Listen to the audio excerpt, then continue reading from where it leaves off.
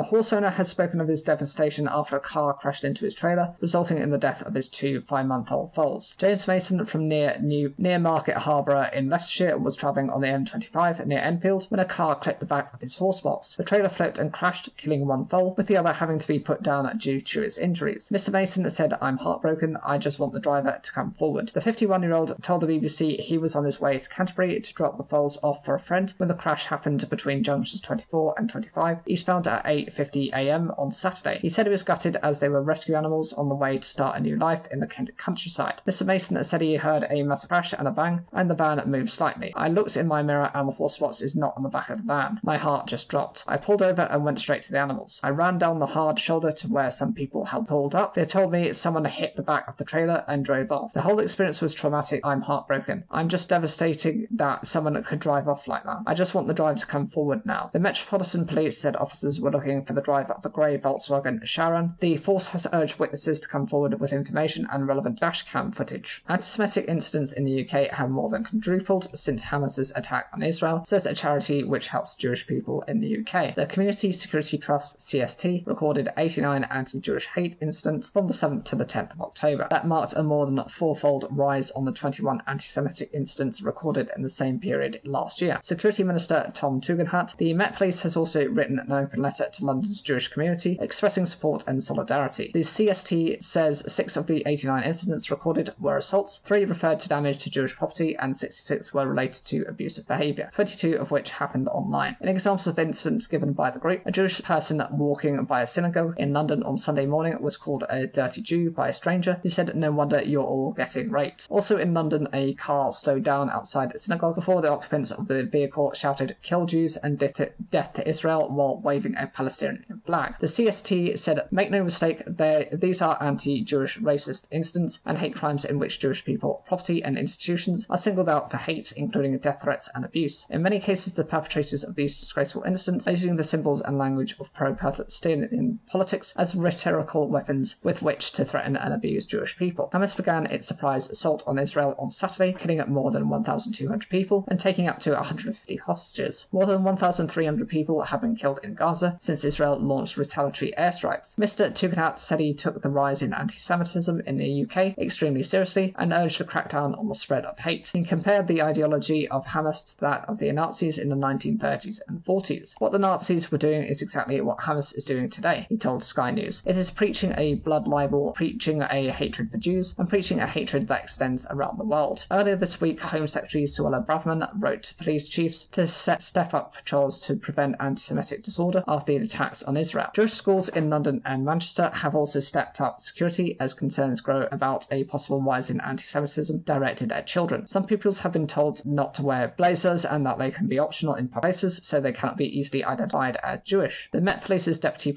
Commissioner, Dame Lynn Owens, has written an open letter to London's Jewish community to reassure them that force will do all that we can to make sure you feel safe and protected here at home. She said police would take action against any abuse or intimidation that is religiously motivated in the city. Dame Lynn added that while these showing support for Hamas or the Lebanese Hezbollah movement, both of which are prescribed terrorist organisations in the UK, could face prosecution. What we cannot do is interpret support for the Palestinian cause more broadly as automatically being a support for Hamas or other prescribed groups. A man has been given a community sentence for raping a 13-year-old girl when he was a 17-year-old. He's been acquitted by appeal judges. Sean Hogg, aged 22, was convicted of attacking the girl twice in Dalkeith Country Park, Midlothian in 2018. Due to new sentencing guidelines for under 25s, Mr. Hogg avoided jail and was instead given 270 hours of unpaid work. His lawyers said Lord Lake misdirected the jury at the trial in April. Prosecutors decided it was not in the public interest to seek a retrial. Judge Lady Dorian said Mr. Hogg should not have been convicted due to insufficiency of evidence. He had been found guilty of raping the girl, who is now 19 years old, after a trial at the High Court in Glasgow. It was alleged that Mr. Hogg from Hamilton in South Lanarkshire attacked her twice between March and June 2018. Donald Findlay KC earlier told the Court of Criminal Appeal in Edinburgh that Lord Lake did not follow correct legal procedures during the trial. Mr. Findlay said the judge had been given jurors legal directions that the girl's evidence could be corroborated by the account of a man who said she appeared to be distressed following the incident. The lawyer said that this had supported the girl's credibility and said it was wrong for Lord Lake to have told jurors this. Mr. Findlay added, "It pains me to say this, but there have been a very significant miscarriage of justice at the hands of the judge." The hearing was also told that the prosecution did not ask detailed questions about why the girl was distressed. Ms. Finlay said this resulted in the Crown being unable to corroborate her account of rape. He told appeal judges Lady Dorian, Lord Matthews and Lord Pentland that the judge's actions led to his client being wrongly convicted. The Crown Office accepted that the judge misdirected the jury and said a part of the verdict should be quashed, but prosecutors argued that jury still had enough evidence for Mr. Hogg to be convicted of raping the girl on one occasion. However, the appeal judges agreed with the submissions made to them by Mr. Findlay, and the conviction was quashed. Lady Dorian said the inevitable result of the appeal must be acquittal. Mr. Hogg had avoided jail after being found guilty by the jury at the trial in April. The community sentence given by Lord Lake attracted widespread criticism from rape charities and other groups at the time. The judge said that if Mr. Hogg had committed the crime when he was over 25, he would have been jailed for 4 or 5 years. Mr. Hogg was also put under supervision and added to the sex offenders register following his conviction. Following his acquittal, the girl's lawyer, Amma Anwar, said it had turned her life back 6 years to when she was 13. In a statement, he said, when the jury returned a verdict guilty, she thought finally she could move on with her life. It is always the responsibility of the trial judge to formulate the appropriate legal directions to give a jury. In this case, the procedure adopted was manifestly unfair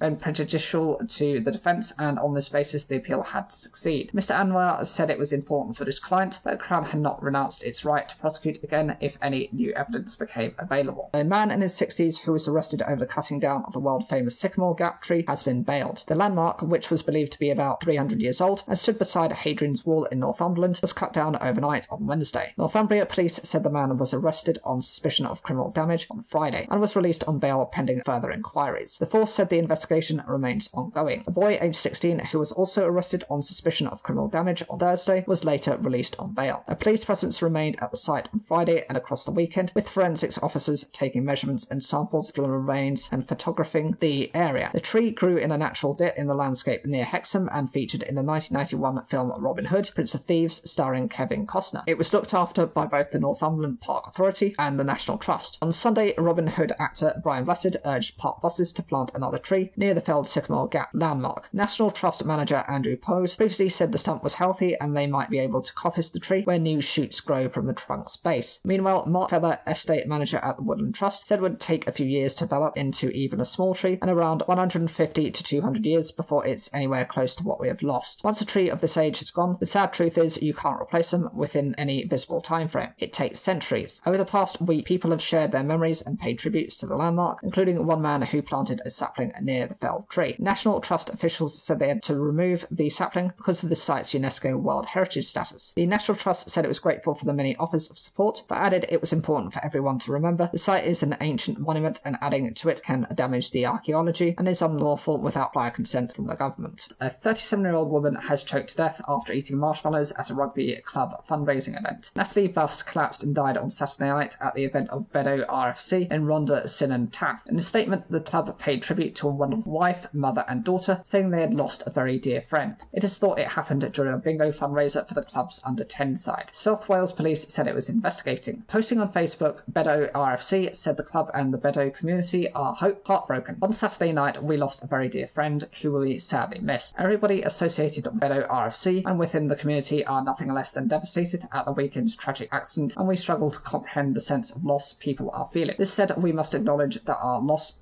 pales into insignificance in comparison to the loss of a lady who was a wonderful wife, mother and daughter to what was an absolutely tragic turn of events. As a club, we send out our sincerest heartfelt condolences to all the family, close friends and to all those that this is so badly impacted. You are all in our thoughts today. Following the incident on the weekend, many clubs in the area responded on social media offering their condolences. The local MP Alex Davies-Jones posted online that she was really sad to read this awful news. My heart goes out to all those affected and my thoughts are with their family and friends, added the Pontypridd MP. Rhondda Cynon Taf Council said it was also investigating as a health and safety regulator and a local licensing authority. Amazon staff have announced fresh strike action over pay next month, hitting Black Friday, one of the busiest shopping days of the year. The GMB union said the walkouts by its commentary members would potentially see more than 1,000 workers take part. The news comes a day after Amazon announced a pay rise for staff of at least £1 an hour. Amazon said it was proud to offer its talented staff competitive wages. The strike action will take take place on the 7th, 8th and 9th of November, as well as on the 24th of November, known as Black Friday, a big day for retail. Workers in Coventry have staged several days of action in a dispute over pay, and were the first UK Amazon workers to go on strike in January. Rachel Fagan, G&B organiser, said the latest strike action dates would bring total days lost to industrial action to nearly 30. This is our members' response to the failure of Amazon bosses to listen, she said. Members have been calling for an hourly pay rise from £10.50 to £15, following a 50 pence per hour pay offer from Amazon earlier this year. From the 15th of October, the minimum starting pay for frontline employees will rise from £11.80 and £12.50 an hour depending on location. Minimum starting pay will increase further next April to between £12.30 and £13 an hour depending on location, the company said on Monday. We have some of the most talented colleagues around, and we're proud to offer them competitive wages and benefits, as well as fantastic opportunities for career development, all in a safe and modern work environment, said Amazon UK country manager John Bomfrey. These are just some of the reasons people want to work at Amazon, whether it's their first job, a seasonal role, or an opportunity for them to advance their career. All flights at Luton Airport have been suspended until the afternoon after a huge fire ripped through a terminal car park on Tuesday evening. Flights have been halted until 3 p.m. after the fire at multi-storey caused the building to suffer a significant structural collapse. Bedfordshire Fire and Rescue Service believes the blaze was accidental and started in a vehicle at around 8:45 p.m. No serious injuries have been reported. 4 firefighters and a member of airport staff were treated for the effects of breathing in smoke. One witness said he saw an explosion on the roof of the car park, followed by a flame that shot across the car park like a flamethrower. After that, he saw cars exploding every few minutes. The airport said its priority was the safety of passengers and staff, and it hoped to get their airport operational as soon as possible. The car park is believed to hold up to 1,900 vehicles, and hundreds of cars may have been damaged. Andy Hopkinson, Bedfordshire's chief fire officer, said the service had no intelligence than to suggest it was anything other than an accidental fire. He said it was thought the fire started in a diesel-powered car and then spread through the building. The car park did not appear to have sprinklers, according to Mr. Hopkinson, and he said a recommendation for sprinklers in any redevelopment would be made to the airport. He explained to reporters that the car parks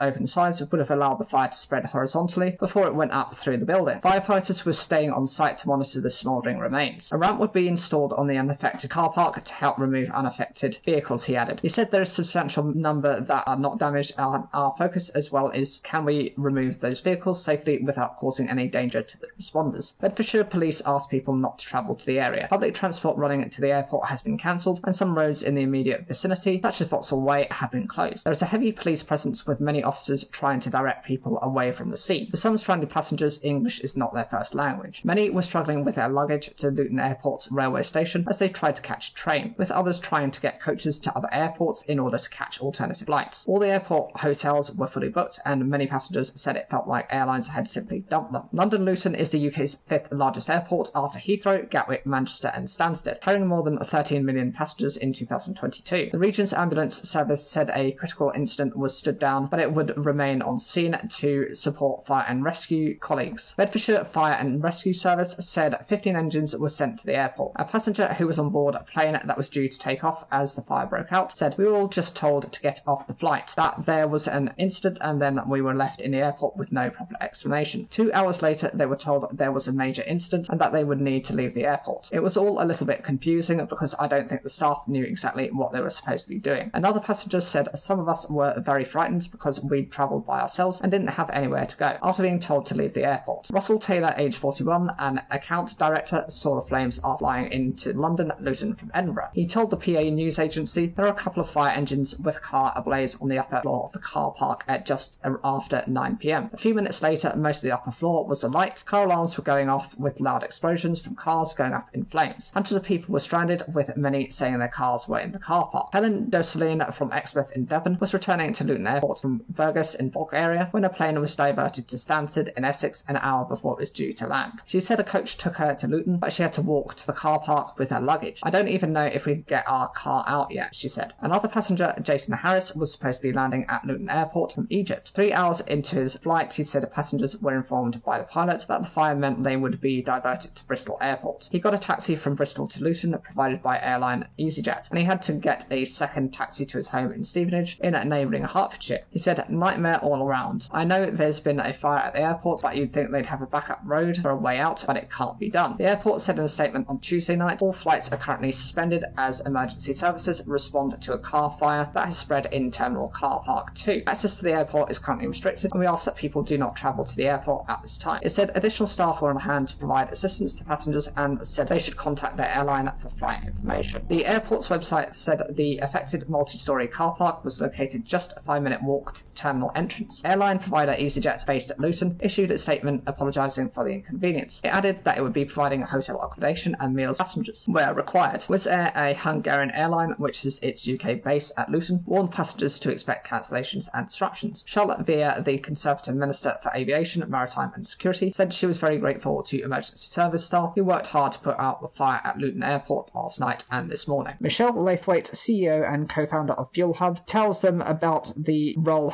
she has and a little bit about what she does. Michelle Laithwaite is aged 41. She's the Chief Executive Officer and co-founder of Fuel Hub, based in Warrington. She is high school educated and self-made businesswoman. What's your favourite food and drink? My favourite meal has got to be one from Fuel Hub, especially our honey and chili beef with deep fried rice being my standout. Outside of work, it's impossible to pick one, but my top 3 are a proper Neapolitan pizza, coffee, and a large glass of Chateau Margaux. What inspired you to enter F&B or food and beverage? In my previous career in fashion, I found myself travelling all over the world and I was being on the go. I was eating out at a lot of nice restaurants, but I also struggled to find the time to cook myself a nutritious, healthy, and convenient meal to have when I was in a rush. Being into my fitness, I couldn't find a meal provider that supported my lifestyle and that offered all the high quality nutrition I needed. I wasn't confident on the source of ingredients these providers were using. I knew there was a gap in the market for people that were focused on their macronutrients and wanting clean, fresh meals without compromising on taste. I believe that food is fuel, but it is also one of life's greatest pleasures. Tell us about your role. It's easy to get absorbed into achieving business objectives, but my most crucial role is to be the guiding star of the business. My job is to look at the bigger picture and make sure we're heading in that direction. It's also vital I make important decisions daily that accelerate our growth and make strategic moves that ensure we're future-proofing our business. I see myself as the company's captain, inspiring my team to believe in and believe an emotive connection to the vision and purpose of Fuel Hub. Our goal is to truly transform the health of people's lives, so it's my job to make sure our people work every day to do exactly that. My role is to recruit the best people and experts and make sure they help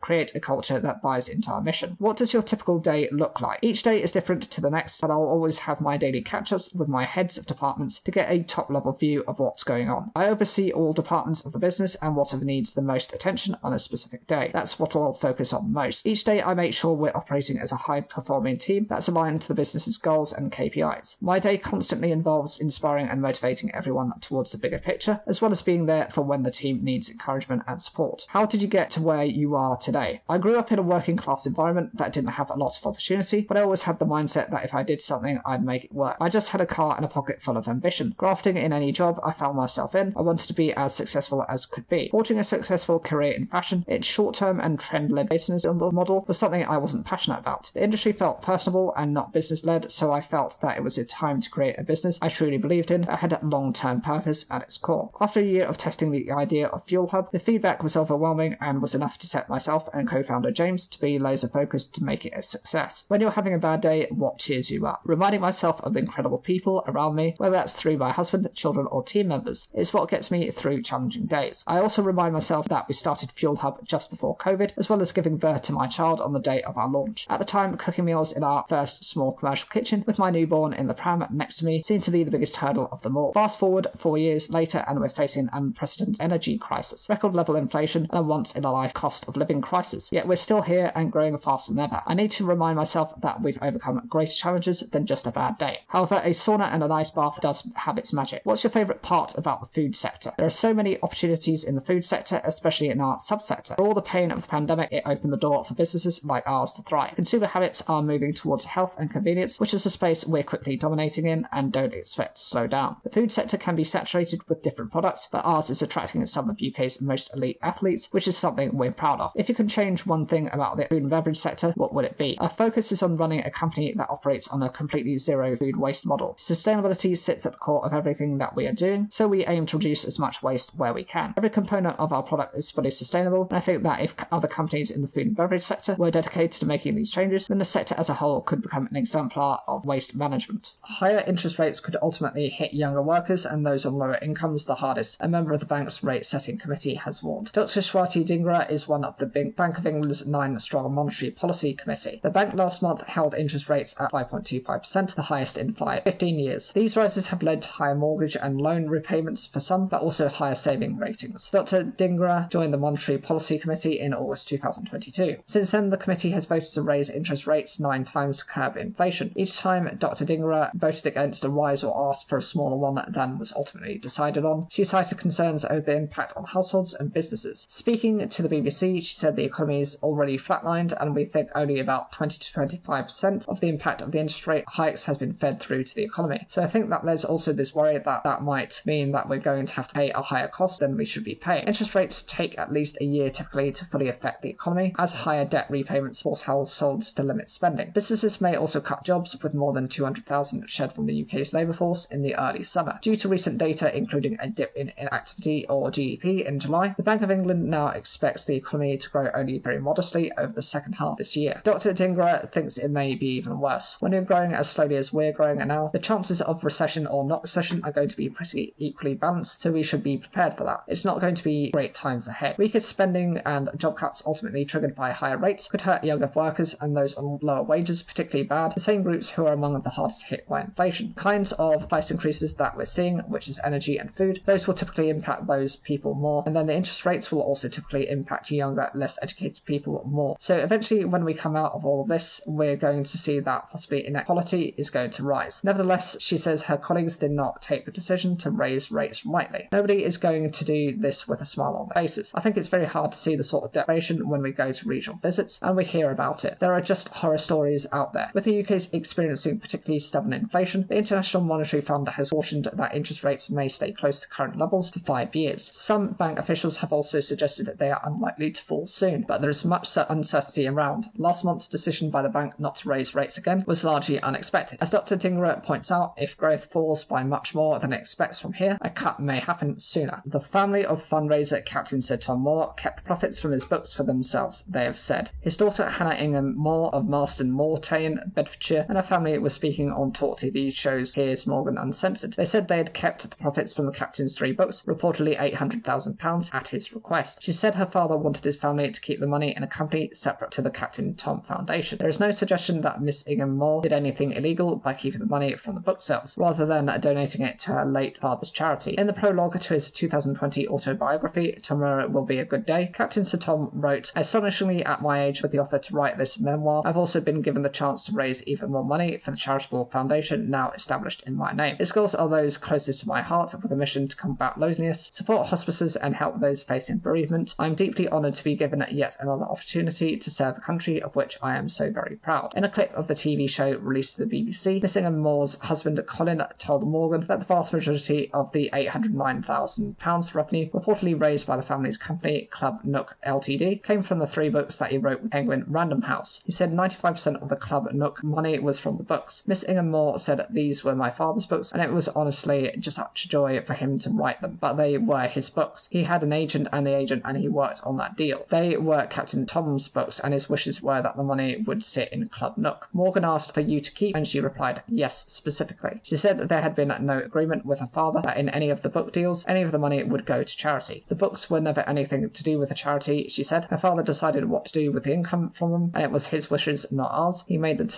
decisions about things that he did. We didn't act for him. Captain Sir Tom's extraordinary fundraising efforts for National Health Service charities are part of COVID-19 pandemic history. By walking laps around his Bedfordshire garden, he raised £38 million for NHS Charities Together, which works with a network of more than 230 NHS charities across the UK to support the organisation. However, the charity set up by his family in his honour is no longer taking donations. The Captain Tom Foundation is currently the subject of a statutory inquiry. Just over a year ago, the Charity Commission launched an inquiry into his finances. It also emerged Miss Ingham Moore was paid thousands of pounds by her family company for appearances in connection with her late father's charity. She appeared at an award ceremony, the Virgin Media O2 Captain Tom Foundation Connector Awards, which included the name of the charity and the charity's logo on its award plaques. At that time, she was the charity's interim chief executive on an annual salary of £85,000. However, her appearance fee was paid not to Captain Tom Foundation, but to Matrix Group, a company owned by her and her husband. She told Talk TV she was paid £18,000 and gave £2,000 of it to the foundation. This summer, the foundation stopped taking money from donors after planning officials at Central Bedfordshire Council ordered that an unauthorised spa pool block at Miss Ingham Moore's home should be demolished. The building on the site family home, originally approved for the use of the clock tires and the Captain Tom Foundation, was granted planning permission in August 2000. 2021, and had been partly constructed when revised plans, which included a spa pool, toilets and a kitchen for private use, were submitted in February 2022. The revised plans for what was called the Captain Tom building were turned down by the council in November 2022. A demolition order for the now unauthorised building was issued, the authorities said. That order was appealed and a hearing is due later this month. Disgraced MP Jared O'Mara would never have been chosen as a Labour candidate under new selection processes, party leader Sir Keir Starmer has said. O'Mara was elected as MP for Sheffield Hallam in June 2017, but in 2019 he was jailed over a £52,000 fraud. His tenure was marred by allegations of misogyny and homophobia, while he was described as being non-existent in his constituency office. Sir Keir said the party now had a rigorous selection system in place. O'Mara was selected to contest the Sheffield Hallam seat against former Deputy Prime Minister Nick Clegg amid a snap general election called by Theresa May in 2017. The BBC understands Labour asked those who had stood in the seat before that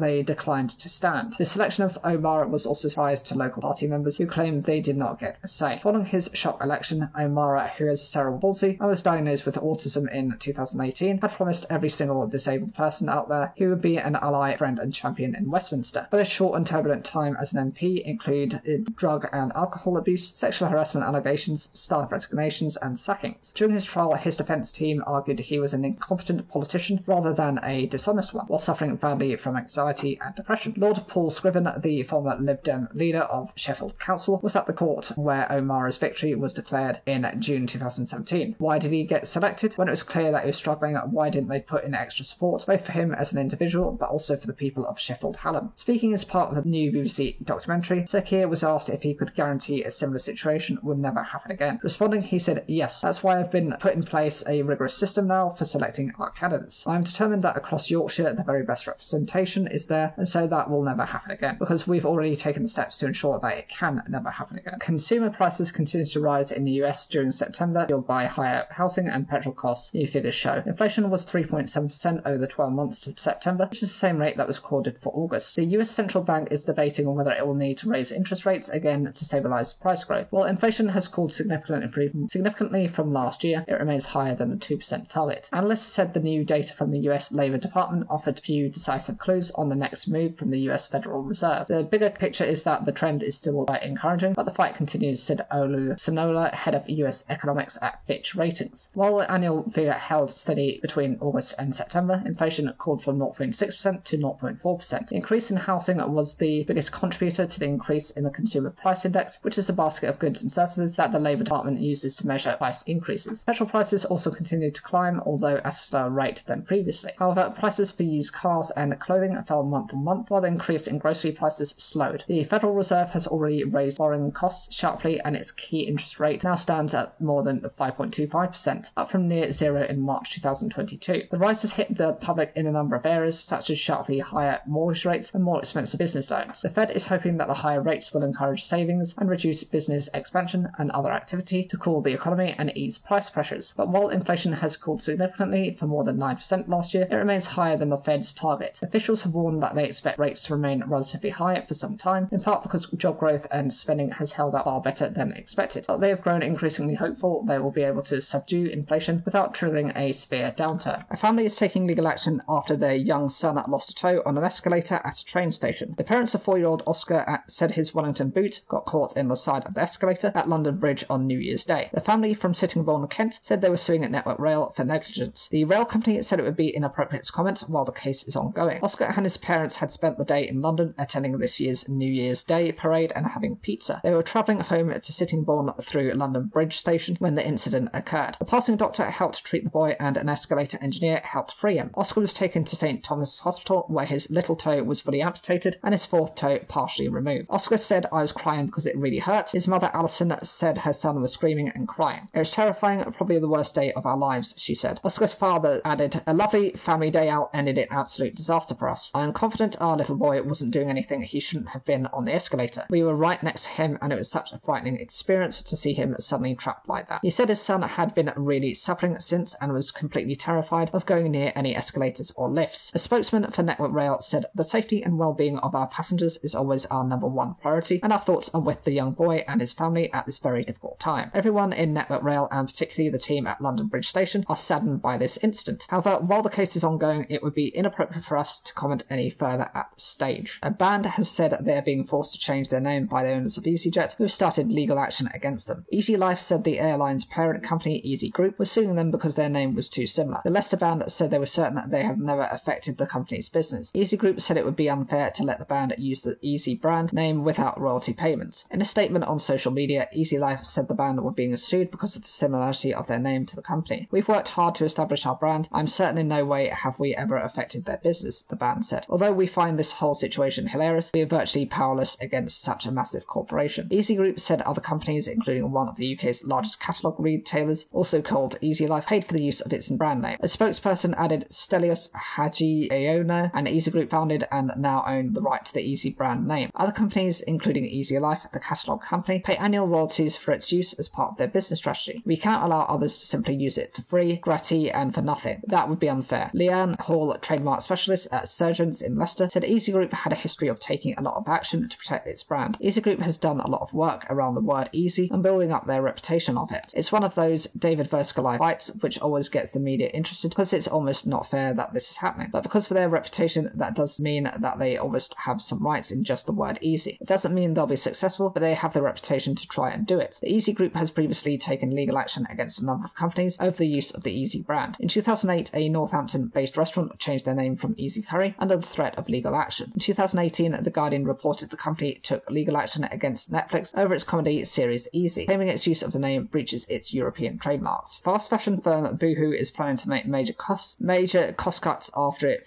slashed its sales forecast. The retailer, whose brands include Pretty Little Thing, warned that sales could fall by up to 17% this year. Boohoo is facing a tough competition from rivals such as Shein, while financially stretched shoppers are also reining in spending. It said that it had identified £125 million cost savings it will make to try to get the business back on track. Boohoo was one of the big winners of the pandemic as online retailers thrived, and it took the opportunity to snap up other brands such as Nasty Gal, whose US founder Sophia Amoruso was credited with making the term girl boss mainstream. But it has found the going harder more recently, and it reported sales of £729 million in the 6 months to 31st of August, down 17% from the same period a year before. The online retailer has been making huge efforts to boost profits in recent months, starting to charge for returns and sourcing goods from Europe rather than from Asia. However, its half-year results show pre-tax losses at the group widened to £26.4 million, compared with £15.4 million a year ago. Despite the losses, Chief Executive John Little said he saw a clear path to improve profitability and getting back to growth. Boohoo had made substantial progress on big targets, he added, including the launch of the US distribution centre and earmarking £125 million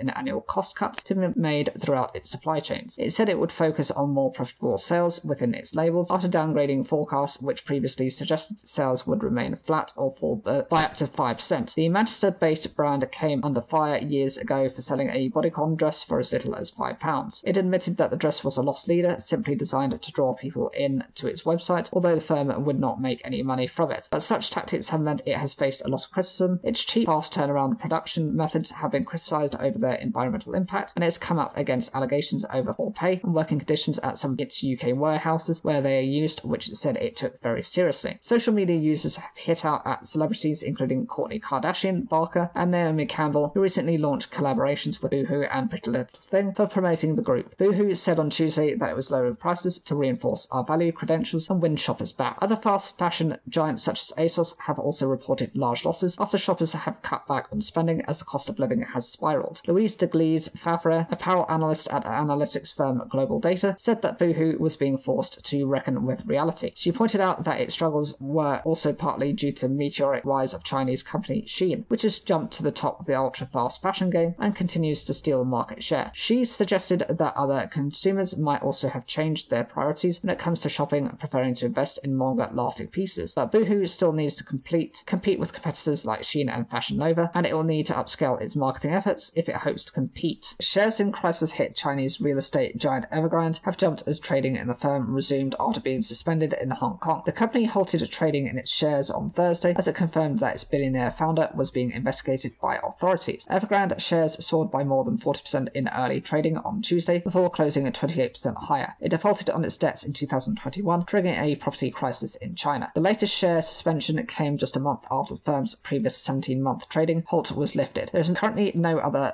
inside information in relation to the company that needs to be disclosed. Evergrande said in a statement to the Hong Kong Stock Exchange on Monday, when the city's market market was closed for the National Day holiday. In August, Evergrande's shares plunged by almost 80% when trading resumed after a suspension of more than a year and a half. The firm's stock market valuation has fallen by almost 99% since July 2020, with its shares now worth around 35 cents or 5 US cents or 4 pence each. Once China's top-selling property developer, the company has been struggling under the weight of more than $300 billion in debt or £248 billion of debt. Evergrande sent jitters through the global financial markets when it failed to make payments on its overseas debts in late 2021. The crisis deepened last week when it revealed that its flagship Chinese business, Hengda Real Estate, was unable to sell new debt as it was being investigated by authorities. The development further complicated the company's plan to renegotiate agreements with its bondholders. Just days later, the company confirmed that its founder and chairman, Hu Kaiyan, was subject to mandatory measures in accordance with the law due to suspicion of illegal crimes. In August, Evergrande filed for Chapter 15 bankruptcy protection in the US. Chapter 15 protects the US assets of a foreign company while it works on restructuring its debts. Some analysts have said the latest setbacks have increased the risk that the company will be unable to agree a restructuring plan with its creditors. Evergrande faces a court hearing in Hong Kong and a winding up petition which could potentially force it into liquidation. The hearing, which was scheduled for July, is now due to take place on the 30th of October. Sir Billy Connolly has said he will never give up live performance despite being diagnosed with Parkinson's. The Scottish comedian 80 received the diagnosis 10 years ago on the same day he found out he had prostate cancer. Speaking to BBC Radio 4's Today programme, he admitted he still missed the feeling of sharing his stories with an audience. It has the ability to cheer myself up and I love it, he said. Sir Billy, who has received the all clear on cancer, says he has given up touring but may at some future time be taught into appearing on stage again. The star announced his retirement from comedy in 2018 and has focused on establishing himself as an artist in the years since. He described how Parkinson's has radically changed his life. The disease causes unintended or uncontrollable movements such as shaking and can cause difficulty in coordination, and Sir Billy has had a couple of serious falls as his balance deteriorates. I walk with a stick and at airports I have to get the wheelchair, he said. I hate being dependent to that degree and I feel sorry for other people who are in wheelchairs and who have it worse than me. The comedian said he relies on his wife Pamela Stevenson to put his clothes on in the morning. I'm clumsy and I lose my balance. I'm out of balance a lot and I fall. I'm fed up with it. I think I have a good attitude to it. I say to the disease, I'll give you a break if you give me a break. We're nice to each other, he added. Sir Billy, who last year received the BAFTA Fellowship Lifetime Achievement, is currently promoting his new bit Rambling Man, My Life on the Road. He said he now struggles with memory loss and had sometimes forgotten the name of one of my dogs while out for a walk. It's really awkward when you're shouting, he explained. You have to say, hey doggy, doggy, which is terrible. I felt embarrassed for the dog. You could tell it knew. One of his favourite pastimes is drawing and he tries not to let his condition spoil it. I shake a bit. I don't shake every day, all the time, but for about an hour or two I'll shake. Then I conquered it. I draw with shakes in it and it works, he said.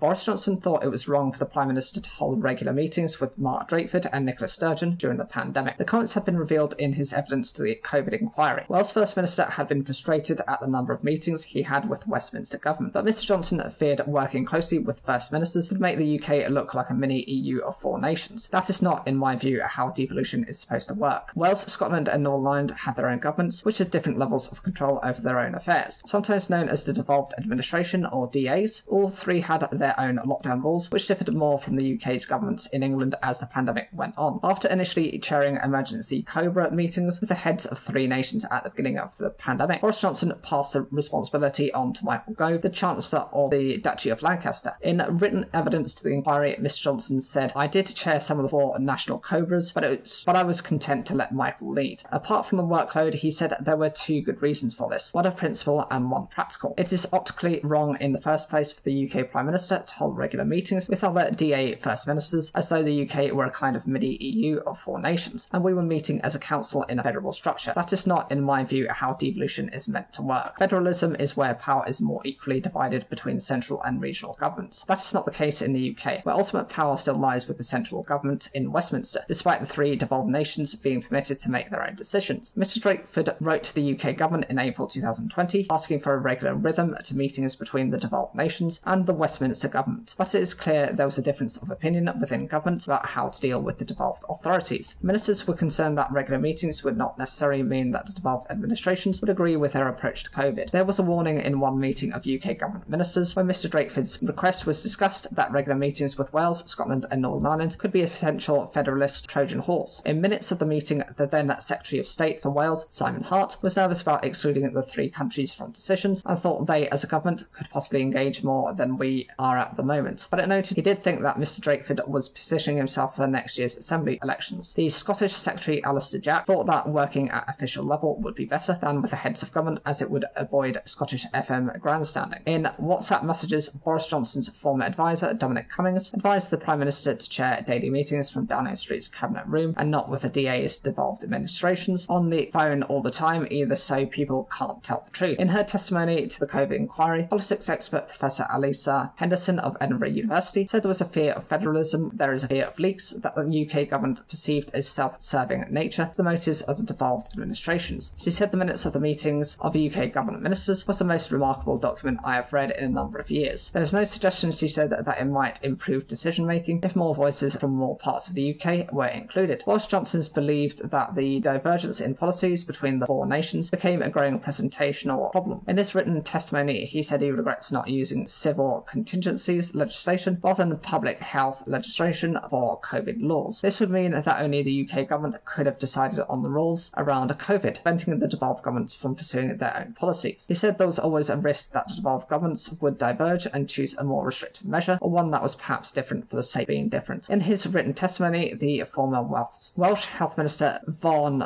Gethin said the meetings between governments were not an open discussion and treated other governments as equals. The ex-girlfriend and deputy of Sam Bankman-Fried, the founder of crypto exchange FTX, has said he directed her to take customers' money to repay risky loans he had obtained. Caroline Ellison was testifying in the trial of Mr Bankman-Fried, who is accused of fraud and money laundering. Miss Ellison said her former boss directed a risky strategy that relied on support of FTX deposits. She said systems he set up led to billions being stolen from customers. FTX was once one of the biggest platforms in the world where crypto investors could buy and trade digital currencies. It went bankrupt in November with more than $8 billion or £6.51 billion reported missing. Prosecutors allege that the fall came after Mr Bankman-Fried stole billions in customer money, allegedly using the funds to buy property, make political donations and fund his crypto trading firm Alameda Research. Mr Bankman-Fried has denied the charges against him. Miss Ellison, who headed Alameda Research starting in 2021, is one of the key figures in the case. She pleaded guilty in December to lying to investors and other charges, telling the court, "I knew that it was wrong." She took the stand shortly after 12:30 or 4:30 p.m. GMT and told the court that Alameda ultimately took about $14 billion or £11.4 billion from FTX customers, using it for investments and repaying lenders. Alameda was able to return some of that money to exchange, she added. He was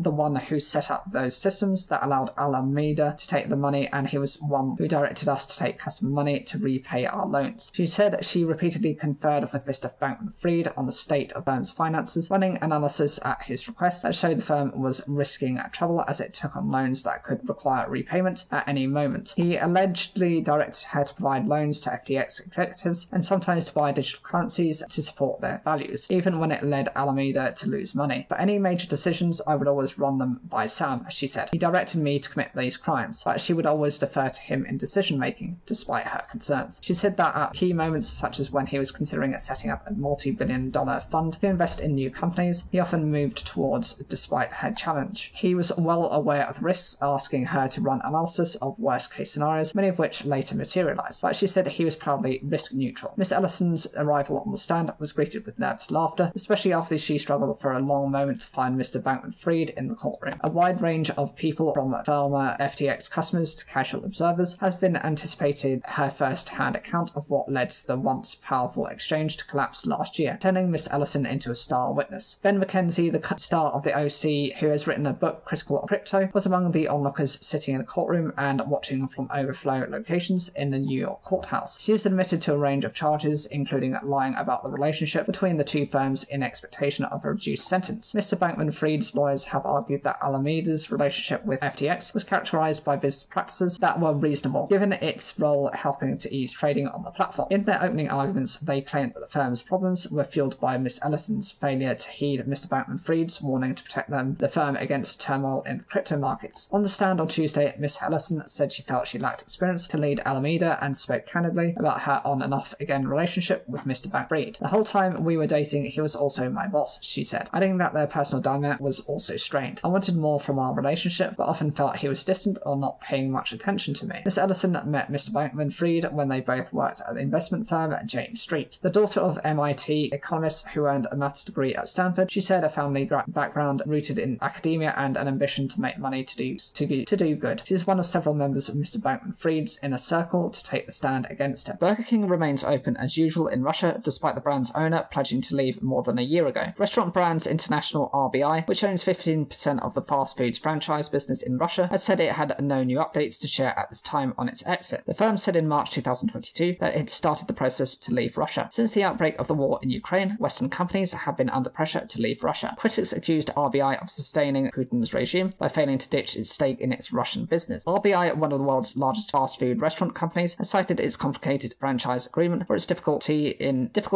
trying to exit the country. The deal is a joint venture with 3 other partners for some 800 restaurants. David Shear, RBI's president, said in March 2022 that Burger King's main operator in Russia had refused to shut the outlets following the first attacks on Ukraine, but he added that the company had started the process to dispose of its 15% ownership stake and that it would take some time. Asked about the progress made 18 months on from the pledge, a spokesperson for the Canadian-American company said the firm had no updates. Stephen Tyan, part of a team of researchers at Yale University who track what companies have done in response to the Ukraine war, argued using franchise agreements as an excuse was a convenient smokescreen. He pointed out that the likes of Starbucks had managed to terminate its deal in the country and exit, saying they, RBI, want to leave but then dragging their feet is not the same as actually exiting Russia, and by continuing to do business in Russia 18 months into Putin's invasion of Ukraine, they are sustaining Putin's regime. The spokesperson for RBI said the company was refusing new investment and supply chain support, and had not made any profits from Burger King in Russia since early 2022. Mark Dixon, founder of the moral rating agency, which campaigns against firms doing business in Russia, called for RBI to disclose what specific actions it had taken in its attempts to leave. The firm should be willing to break its agreement. It needs to accept the legal risk of doing the right thing. Franchising is a business method of distributing products or services. It involves a franchisor, a company that has established the brand's name, and a franchisee, a company that pays a fee for the right to do business under the brand and sell its products. It has been a tool used by many Western brands in recent decades looking to enter new markets in different countries. The agreements typically span many years. While Burger King remains open for business in Russia, its biggest rival McDonald's, which corporately owned most of its restaurants, has managed to leave the country. KFC's parent company Yum Brands has also sold more than 100 restaurants to a local operator in Russia, which were rebranded as Rustics in April. David Bond, partner at law firm Fieldfisher, said RBI's 15% stake meant it could not simply dictate terms to its fellow shareholders to require them to close Burger King branches. He also suggested companies that franchise out their brands would be reluctant to simply walk away from deals as it could lead to dire consequences, including being sued for breach of contract as well as reputational damage. But it said consequences aside, there was nothing stopping RBI from terminating the franchise agreement if it was adamant it wanted to do so, though it added it might not result in the Burger King brand ceasing to exist in Russia. He said the majority of D brands in the country, such as McDonald's, had been achieved through agreed sales with local business people willing to debrand in return for the discounted purchase price. Who runs Burger King in Russia? The joint venture that holds the Burger King franchise in Russia is made up of RBI and 3 other parties. Businessman Alexander Kobolov is responsible for day-to-day operations and oversight of the 800 restaurants with a 30% stake in the business. Mr. Kobolov previously mentioned that he does not have the authority or power to stop Burger King operations in Russia, and that any closure must be approved by all investors in the business. He said his share has always been far below control. ICU Group, a large Ukrainian investment firm, owns a 35% stake. ICU Group has said it has no control over the joint venture operations in Russia and other countries covered by the franchise deal. It said the firm was at the final stage of exiting the franchise agreement with terms agreed with a buyer. The company added it had abstained from managing the joint venture, investing in it, and had not received any dividends since the war began. And VTB Capital, an affiliate of VTB Bank, Russia's second largest financial institution, which has been sanctioned by the US, UK, and other European countries. The daughter of a man who took his own life after experiencing years of pain linked to botched dental surgery said she had lost faith in the system. Clive Worthington from Harlow, Essex, travelled to Hungary for dental implants in 2008. Several follow-up procedures from the same dentist back in the UK over the next 7 years were unsuccessful. The government said it was addressing a so-called loophole, which meant the 81-year-old missed out on compensation. Last week, an inquest concluded Mr. Worthington's death in 2022 was a suicide. Senior Essex coroner Lincoln Brooks said the long-term consequences of Mr. Worthington's unsuccessful dental surgery impacted significantly on his mental health and ability to cope with daily life. It's such a tragic end to a life, said Mr. Worthington's daughter, Gina Tilley. It just makes me so mad that it didn't have to end this way. In 2017, the General Dental Council, GDC, found Dr. Esker Gombos, who was employed by Perfect Profiles, at fault for the work. Mr. Worthington was awarded £117,378 in damages and legal legal costs at Chelmsford County Court in November 2019, one of the highest payouts for dental negligence in the UK. But the insurer, which covered Dr. Gombos, the Dental Defence Union, DDU, argued discretionary indemnity and refused to pay. The British Medical Association says discretionary indemnity is where legal and financial assistance is provided at the discretion of the provider, for example, not backed by an insurance contract between the healthcare professional and the provider. Ms. Tilley said the dental insurance system, especially discretionary indemnity, was madness. I've completely lost faith in the system. It's completely nonsensical. It's completely outdated, she added. The compensation was won by solicitor Paul Jevkins, who referred to discretionary indemnity as a loophole and said nowhere in the Dentists Act 1984 does the word discretion come up. Dr. Gombos and her former employer did not respond to the BBC's approach for comment. On its website, Perfect Profiles said it ceased trading in 2022. The DDU said it was saddened to hear about Mr. Worthington's death but could not comment on individual cases. The union also declined to comment further when asked why it did not pay out the awarded compensation. The GDC said patients must be able to seek compensation in the rare event that something goes wrong in their dental care, and it is deeply frustrating that weaknesses in the current legislation force the system to fall in this instance. The Department of Health and Social Care said that it had previously pre-existing concerns about discretionary indemnity. The government said it was continuing to look into the issue of clinical negligence as part of the Patterson Inquiry Implementation Update. The spokesperson for the department said, "We have made significant progress to improve patient safety over the last decade, including the introduction of the first NHS patient safety strategy from 2019. The spokesperson added, "We are working with the sector to improve access to compensation for clinical negligence and will ensure all changes are in the best interest of patients." Ms. Tilley said that she would continue to fight for justice for her father. "My dad had already started to contact the media while he was still alive. He knew that this wasn't right. I just don't want my dad to have died in vain because of this. I'll keep asking the questions and I'll keep fighting to try and get things changed." Mr. Worthington, who worked as a wood machinist, had 3 children and 5 grandchildren. A men's prison in southwest London has been deemed unsafe and inhumane, a watchdog report has warned. HMP Wandsworth has seen no real progress in the past year and reflects the failures of the prison system as a whole, its independent monitoring board, IMB, said. The report was written before the alleged escape of Daniel Khalif from the prison. HM Prison Service said it had taken action to address the issues raised. The IMB report covers the year from the 1st of June 2022 to the 31st of May 2023. It found that years of underinvestment in the site, facilities and staff at the prison had led to an unsafe environment where violence levels continued to rise. The report stated that during the past year, staff shortages had undermined the prison's ability to function effectively, with the number of available officers rarely reaching above 50%. It reported that assaults had risen by more than 20% in all areas, including assaults on staff. Of the 524 assaults on prisoners by prisoners, 301 were referred to the police. The IMB warned that conditions at a Category B prison remained inhumane, with the Victorian buildings continuing to deteriorate. Overcrowding was also raised as a concern by the monitoring board, with most men sharing cells designed for single occupancy. In 2 wings of the prison, there were only 11 shower stalls for 265 men, the board noted. Chris Atkins, a filmmaker and former inmate at Wandsworth Prison, called the report thoroughly depressing. The published author, whose book addresses reoffending rates, said poor prison conditions created an endless cycle of crime. Because prisons are so badly run, so dysfunctional and so inhumane, you have spiraling levels of reoffending. 80% of all crimes are reoffences, so because of that, you have more victims being made. People would walk out of Wandsworth on the Friday and they'd be back in again on the Monday, straight back to their own cell. Tim Akins, a IMB chair at HMP Wandsworth, said recent events at Wandsworth have demonstrated that the shortcomings of the prison system that the IMB have been highlighting repeatedly for many years. Prisoners are being failed and most have a severely reduced chance of rehabilitation upon release. We are told that there is significant investment in the prison system, but we see little evidence of this in Wandsworth. Elizabeth Davies, the national IMB chair, told BBC Radio 4 that the issues at Wandsworth were reflective more widely of the issues facing Victorian-era prisons. None of these issues are unique to Wandsworth and none of these issues are new, she said. She highlighted Pentonville in North London as another prison with severe overcrowding and low staffing levels. Miss Davies added it's about taking the Wandsworth report as a tin-opener moment for the wider prison estate. The board added that the prison's new multi-million-pound healthcare centre remained unused more than a year after its scheduled opening date. A spokesperson for HM Prison Service said it had increased frontline staffing at the prison by almost a quarter in the past 6 years. They said the government was spending more than £8 million on new CCTV, the prison, tougher gate security and specialist staff with dogs. New windows have been installed and roofs repaired. Too many children in Wales continue to make basic errors in punctuation and grammar that are not addressed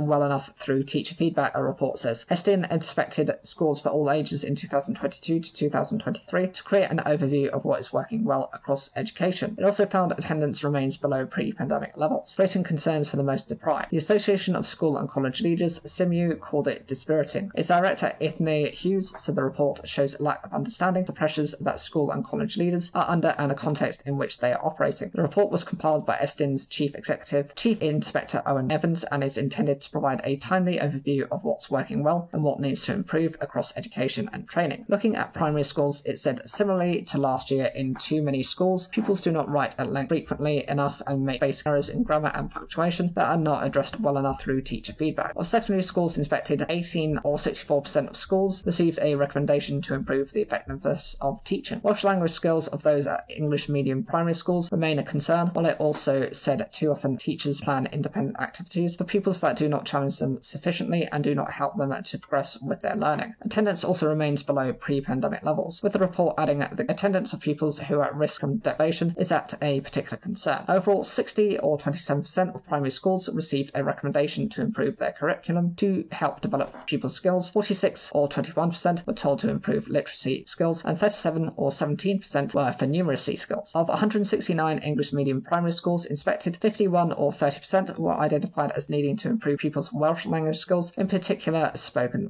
Welsh. From the 50 Welsh medium schools visited, 9 or 18% were given the same recommendation. However, there were many plus points as well, such as oracy skills being increasingly strong in most schools, pupils showing effective digital skills, and teachers having a heightened sense of well-being since the pandemic. In the same period, 28 secondary schools were inspected, with a report on these saying in the majority of schools, shortcomings in provision mean that pupils do not develop their numeracy skills well enough across the curriculum. It also said at most of the schools, pupils do not have enough progress in their Welsh language skills or their understanding of Welsh culture and heritage. However, the report also said as a result of well-planned, engaging teaching, many pupils develop their subject understanding and literacy skills appropriately across the curriculum. A few pupils make strong progress. It also said most schools had developed a clear vision for the new curriculum for Wales and were experimenting appropriately with new approaches. ASCL, which represents 24,000 school workers across the UK, said a series of reflective questions at the end of the report was not enough to solve the many problems facing education in Wales. Wales Director Hughes said these summaries make only passing references to the pandemic and fail to mention the cost of living and school funding crisis that continue to have such an impact on teachers, leaders, pupils and parents. Failing to contextualise serious issues such as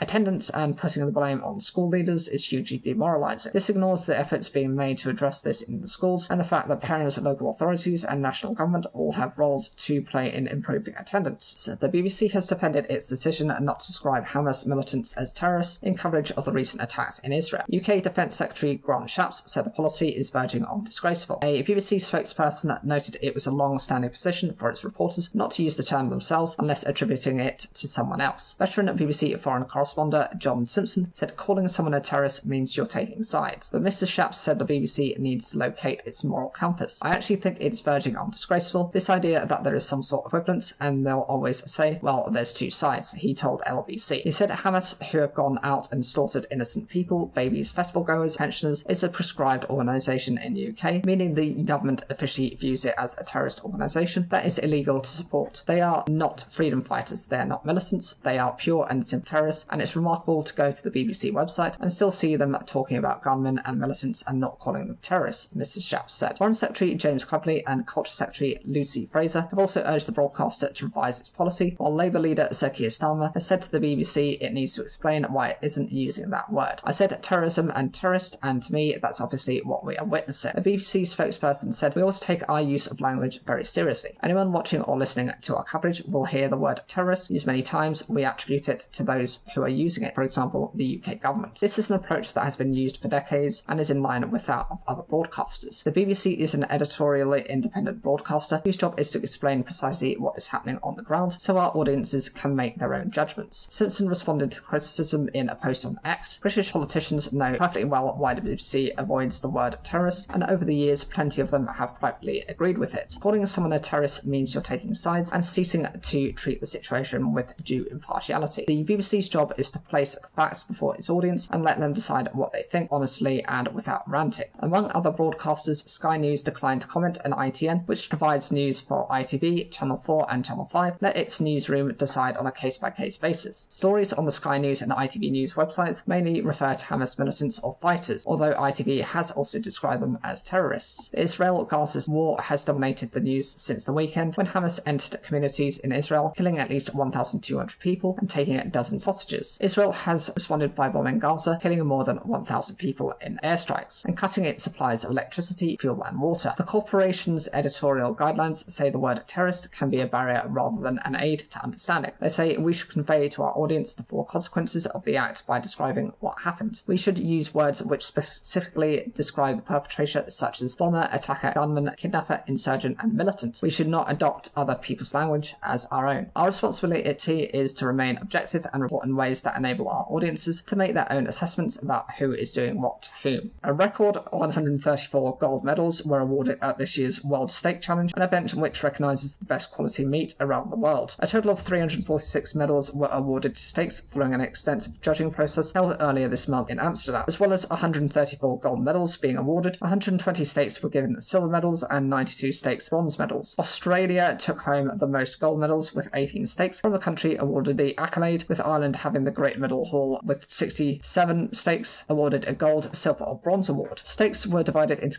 categories including sirloin, fillet and ribeye, with Wagyu as also having its own separate category for the first time this year. Now in its 9th year, the World Steak Challenge is partnered with Irish Food Board Buyer, and is the only event that shines a spotlight on the very best steaks producers and suppliers across the globe as judged by a tasting panel of experts from all over the world. In a change from previous years, the overall winners in each region, Europe, Australasia, Asia and America, will be announced at a special awards dinner being held at London Smith and Wollonsky on the 13th of November. One steak will also be named overall winner and world's best steak at the event. Judging for this year's World Steak Challenge took place at Premium Steakhouse Lees & Co. in Amsterdam. More than 500 steaks were cooked on grills supplied by Synergy Grill and judged blind by a judging panel of 60 experts. Judges include Richie Wilson, culinary director of Fire Steakhouse and Bar, Leonis Gramonis, executive chef and meteorologist of Heliot Steakhouse in London, Paul Foster, chef patron of Michelin-starred Salt in Stratford and Grass-Fed in Camden, Abdulrahman Ashwalem, chef owner of Marble in Riyadh, currently ranked number 23 in MENA's best restaurants, and Katie Doherty, CEO at the International Meat Trade Association. Ionis Gramenos, chair of judges for 2023, said that the World Steak Challenge stands as the ultimate celebration of steaks on a global scale, gathering a remarkable assembly of expertise, knowledge and professionals under one roof. This extraordinary event brings together steaks from all the corners of the world, representing 5 continents. Meanwhile, Joe Burke, senior meat and livestock manager at event partner Board Beer, added, "Board Beer is delighted to sponsor the World Steak Challenge and to share with our industry partners what Irish beef farming has to offer, where grass-fed and sustainable farming practices is core to our beef industry. Ireland exports 90% of our beef to over 50 markets around the world, from the US to the Philippines, which is a strong endorsement of the quality and reputation of Irish beef from farm to fork. Competitions like this provide an ideal opportunity to experience world-class beef offerings and to also share our values in producing top-quality beef with chefs and industry. The World Steak Challenge is an annual event that gives steak producers and suppliers a platform to showcase product quality, breed credentials and processing standards on an international scale. The artificial intelligence AI industry could consume as much energy as a country the size of the Netherlands by 2027, a new study warns. Big tech firms have scrambled to add AI-powered services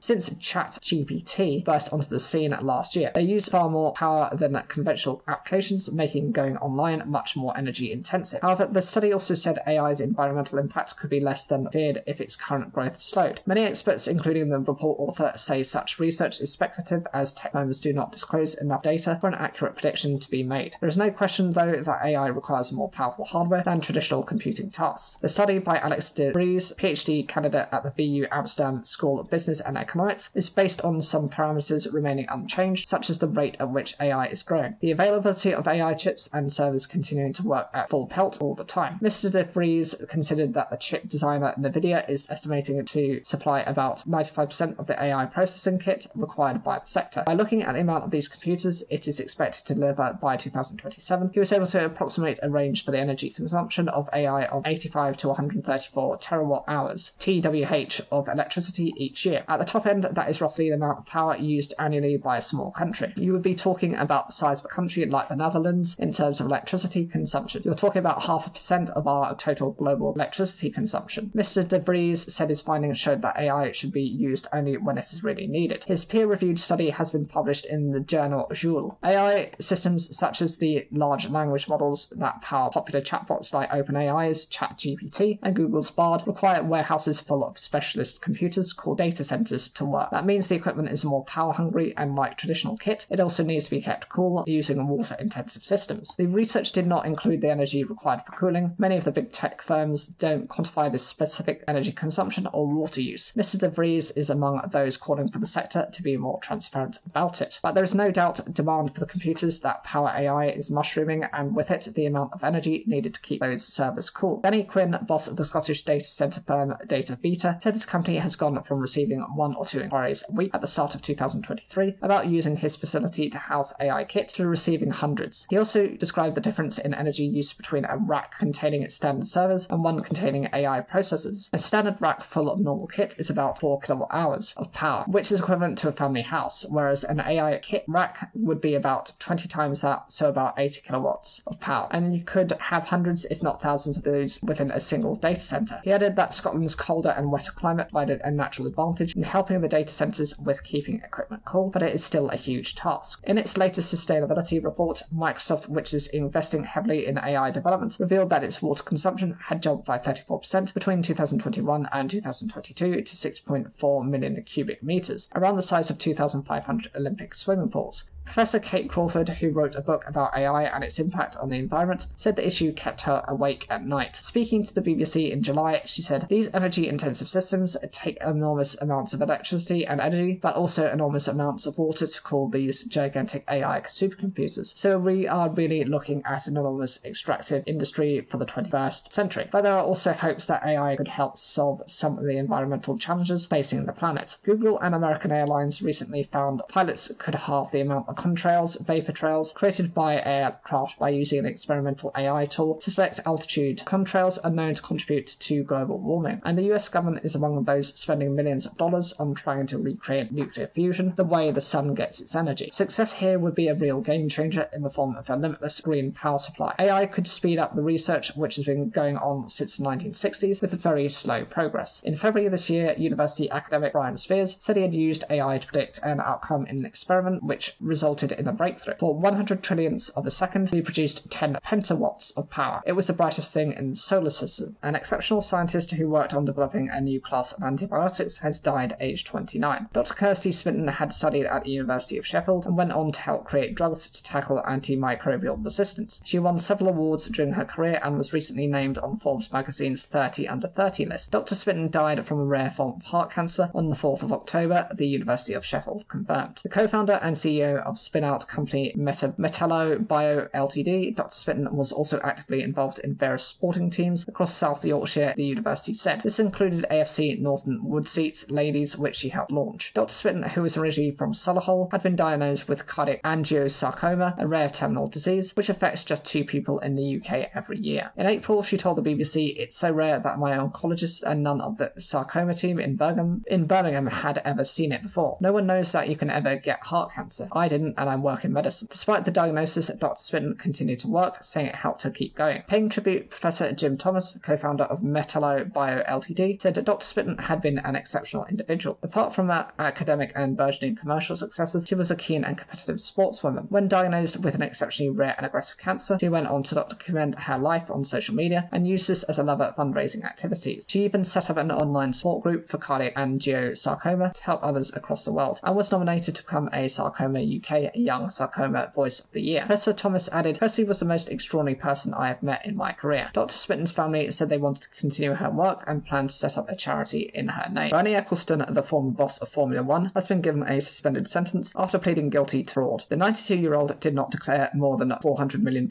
held in a trust in Singapore when asked by tax authorities in 2015. Ecclestone has agreed in a civil settlement to repay almost £653 million to HM Revenues and Customs, a court heard. He was sentenced to 17 months in prison, suspended for 2 years. The billionaire had originally been due to stand trial next month after initially pleading not guilty. The settlement covers Ecclestone's tax affairs over the past 18 years, including tax, interest and civil penalties. The court was told that a meeting took place between Ecclestone and HMRC officers in July 2015. It heard that Ecclestone was seeking to draw a line under investigations into his tax affairs because he was fed up of paying huge bills for advice. At the time, he declared he had only one trust, which was established on behalf of his daughters. According to the charge, he had told HMRC he was not the settlor nor beneficiary of any trust in or outside the UK. But following an investigation which HMRC has previously described as complex and worldwide, the answer proved to be inaccurate. On Thursday, Eccleston arrived at Crown Court with his wife Fabiana and spoke only to tell the judge, "I plead guilty," and to confirm basic details. He appeared frail as he rose to address the judge in court. His legal team argued that the former F1 boss should not face a prison term owing to his advanced age, medical issues, and low level of risk to the public. Defending Eccleston, Christine Montgomery, said the defendant bitterly regrets the events that led to this criminal trial. Speaking in court following Eccleston's guilty plea, prosecutor Richard Wright said the defendant had knowingly given an untrue or misleading answer to HMRC when he told them he had no further trusts outside the UK. He continued, "As of the 7th of July 2015, Mr. Eccleston did not know the truth of the position, so was not able to give an answer to the question. Mr. Eccleston was not entirely clear on how ownership of the accounts in question was structured. He therefore did not know whether it was liable for tax, interest, or penalties in relation to amounts passing through the accounts. Mr. Eccleston recognises it was wrong to answer questions he did because it ran the risk that HMRC would not continue to investigate his affairs. He now accepts that some tax is due in relation to these matters." An experimental catapult designed to launch World War II bomber planes into the sky has been excavated. The prototype Royal Aircraft Establishment Mark III catapult was unearthed at the site of development at the Harwell Science and Innovation Campus in Oxfordshire. It was meant to enable takeoffs using shorter runways, and so the planes could be loaded with more fuel. The contraption was built between 1938 and 1940 when the site was RAF Harwell. However, the project was abandoned without ever launching an aircraft because the engines would wear out and the design did not properly fit the bomber planes. The mechanism was taken out and a normal runway built over the top. The technology was a precursor to catapult-armed merchant camships, which launched Hawker Hurricanes at sea via rocket-propelled catapults. How was the catapult meant to work? A large rotating turntable directed aircraft towards one of the concrete track runways, only 82 metres or 269 feet long. The aircraft was attached to an underground pneumatic ram using a towing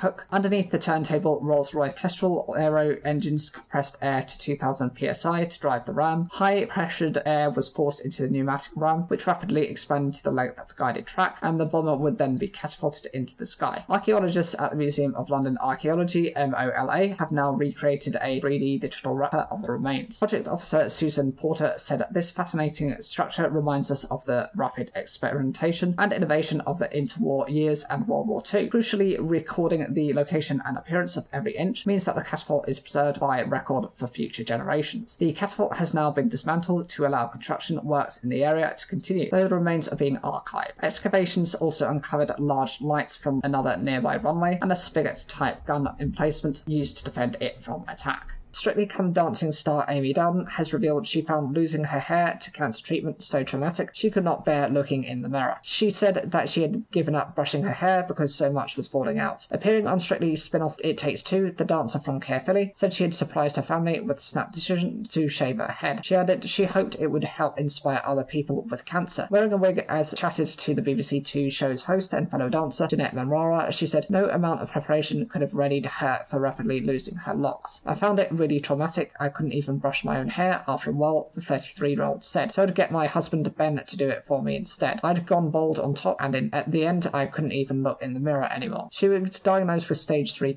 breast cancer after she discovered the first lump back in April, the day before she was due to fly to Maldives for her honeymoon. After undergoing a mastectomy, she was told the tumours had spread and another type of cancer was discovered. She ended up in hospital with sepsis after a previous cycle of chemotherapy. Last month, she shared an emotional video of her with loved ones taking turns to cut a lock out of her hair. "One night I just surprised my family by telling them I'm shaving it tomorrow," she said. "So we all got together and tried to make it as fun as possible." Having previously described losing her hair as empowering and positive, she told It Takes Two that she hoped it would inspire others going through the same ordeal. She described how now more than halfway through her chemo treatment, she had been overwhelmed by messages of support from colleagues on the show and viewers all over the world. She made a surprise cameo in last weekend's episode of Strictly. "Everyone's been amazing, from the dancers to all the people in makeup and wardrobe. They've all been messaging and FaceTiming me, for which I'll be forever grateful." She also called the show's fans the best in the world. "Their support always comes on the days I really need it the most. I'll never be able to thank them enough." A thief who stole more than $470 million or £383 million in cryptocurrency when FTX crashed is trying to cash it out while the exchange's founder is on trial. Sam Bankman-Fried's high-profile court case began last week. The former crypto mogul denies fraud. After lying dormant for 9 months, experts say $20 million of the stolen stash is being laundered into traditional money every day. New analysis shows how the mystery thief is trying to hide their tracks. FTX was once one of the biggest exchange platforms in the world, allowing crypto investors to buy, trade, and store digital currencies. It went bankrupt on the 11th of November 2022, with billions of dollars of customers' funds missing. Mr. Bankman-Fried is pleading not guilty to misusing customer funds and money laundering, while bankruptcy lawyers are trying to locate the missing billions. On the day FTX collapsed, the hundreds of millions of dollars of cryptocurrency controlled by the exchange was stolen by an unidentified thief that is believed to still have control of the funds. No one knows how the thief or thieves was able to get digital keys to FTX crypto wallets, but it's thought it was either an insider or a hacker who was able to steal the information. The criminal moved 9,500 Ethereum coins, then worth $15.5 million, from a wallet belonging to FTX to a new wallet. Over the next few hours, hundreds of other crypto assets were taken from the company's wallets, in transactions eventually totaling $477 million.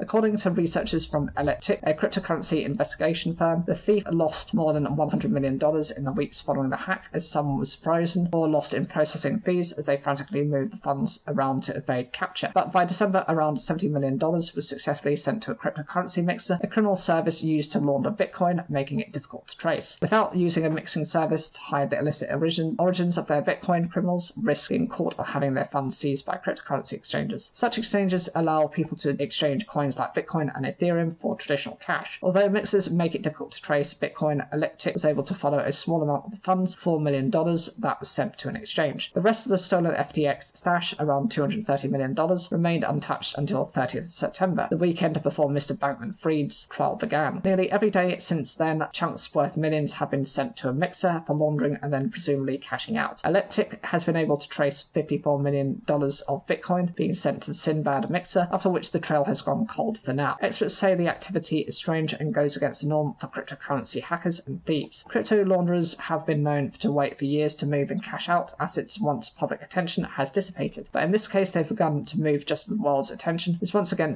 directed towards FTX and the events of November 2022, said Tom Robinson's Elliptic's co-founder. Another finding from tracing the funds points to a potential link to Russian cybercrime. Some of the stolen Bitcoin successfully laundered last year has been traced to a wallet known to be used by Russian-linked criminal groups. Elliptic says this could point to the involvement of a broker or other intermediary with a link to Russia. Barclay's former boss has been banned from holding senior positions in the UK after he mischaracterized his relationship with convicted sex offender Jeffrey Epstein. Jess Staley has also been fined £1.8 million by the Financial Conduct Authority. The regulator said Mr. Staley had claimed not to be close to Epstein, when in reality emails suggest that he viewed him as a cherished friend. Mr. Staley intends to appeal the FCA's decision. Additionally, Barclays said on Thursday that Mr. Staley should forego bonuses and long-term share incentives totaling £17.8 million following the FCA's findings. Epstein killed himself in 2019, awaiting trial on sex trafficking charges. He was convicted in 2008 for soliciting sex from a minor and sentenced to 13 months in prison. Mr. Staley has denied knowing about Epstein's crimes. The regulator said Mr. Staley had recklessly approved a letter sent by Barclays to the FCA, which contained 2 misleading statements about his relationship with Epstein. Therese Chambers, Joint Executive Director of Enforcement and Market Oversight at the FCA, said a chief executive needs to exercise sound judgment and set an example to staff at their firm. Mr. Staley failed to do this. We consider that he misled both the FCA and the Barclays board about the nature of his relationship with Epstein. She added that it was right to prevent him from holding a senior position in the financial services industry if he could not be relied on to act with integrity by disclosing uncomfortable truths about his close personal relationship with Epstein. In August 2019, the FCA had asked Barclays what it had done to satisfy itself that there had been no impropriety in the relationship between Mr. Staley and Epstein. The late financier was a client of JP Morgan Chase, the US investment bank where Mr. Staley worked for 3 decades, including heading up its assets and wealth management division. In its response to the FCA, Barclays wrote a letter based on information supplied by Mr. Staley that he did not have a close relationship with Epstein. It also stated that Mr. Staley ceased contact with Epstein well